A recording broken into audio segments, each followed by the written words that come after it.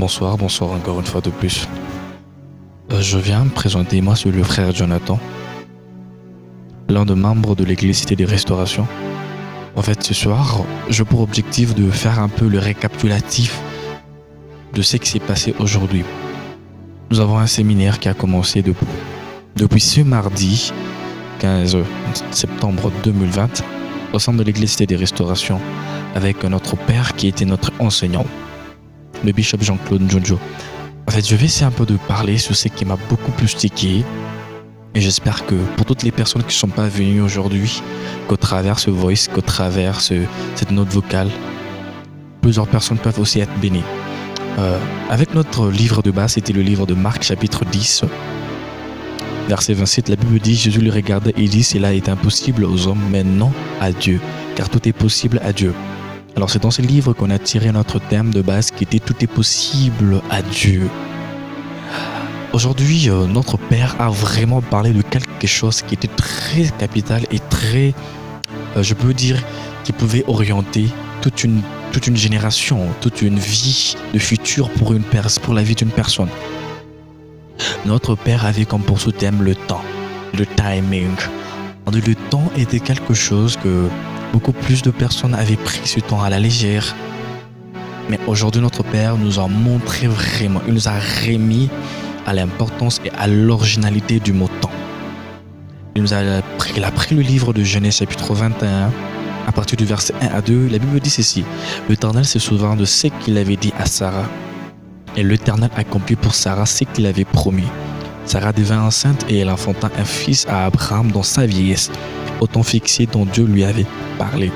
Alors, la phrase qui nous a beaucoup plus tiqué, la Bible dit ceci.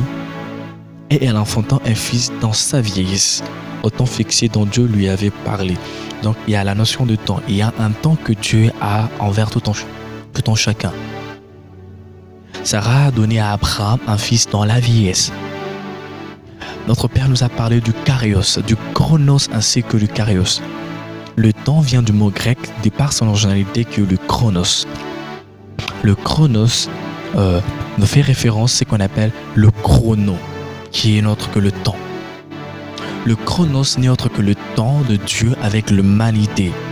Car la Bible dit Dieu est le maître de temps ainsi que de circonstances. Donc l'humanité a un temps fixé envers Dieu. Il y a un temps que Dieu travaille avec l'humanité tout entière. Et notre Père nous a aussi parlé du kairos. C'est ce qui intervient dans le livre de Genèse chapitre 21, le verset 2. La Bible dit Sarah enfanta un fils dans sa vieillesse selon le temps que Dieu lui a fixé. Le kairos, c'est les temps de Dieu avec l'homme.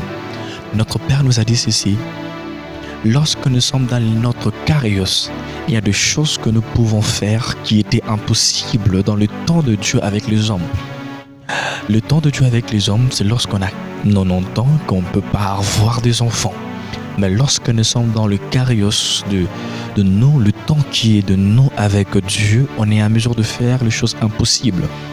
Il nous a dit encore que dans le kairos produit un pouvoir. Il y a des choses qu'on ne pouvait pas obtenir d'après le temps, d'après le moment que le monde nous a donné.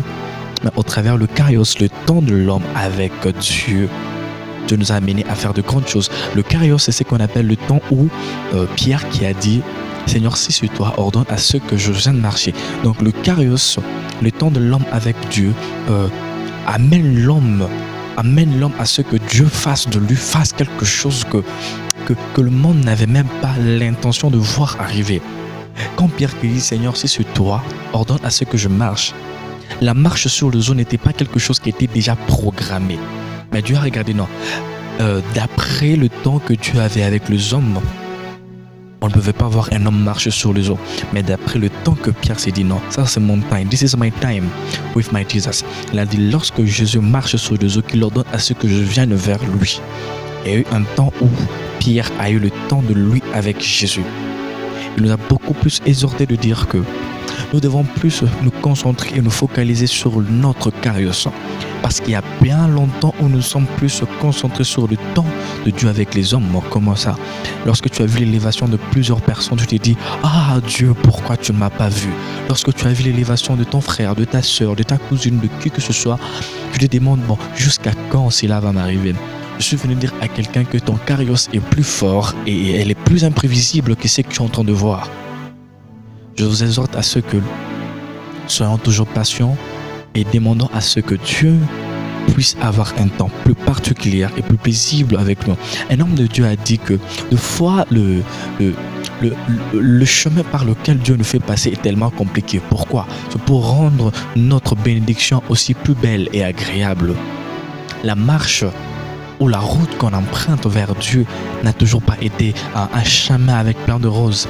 Mais c'est un chemin où nous devons apprendre à supporter les épines pour enfin obtenir la rose. Je suis venu déclarer à quelqu'un sur la vie que lorsque ton Kairos arrive, le monde changera des langages sur ta vie. Lorsque le Kairos de quelqu'un arrive, il y a un vent et un son très fort qui tu vas calmer. Tu vas marcher sur les eaux. Tu vas marcher sur des situations qui étaient incomplètes.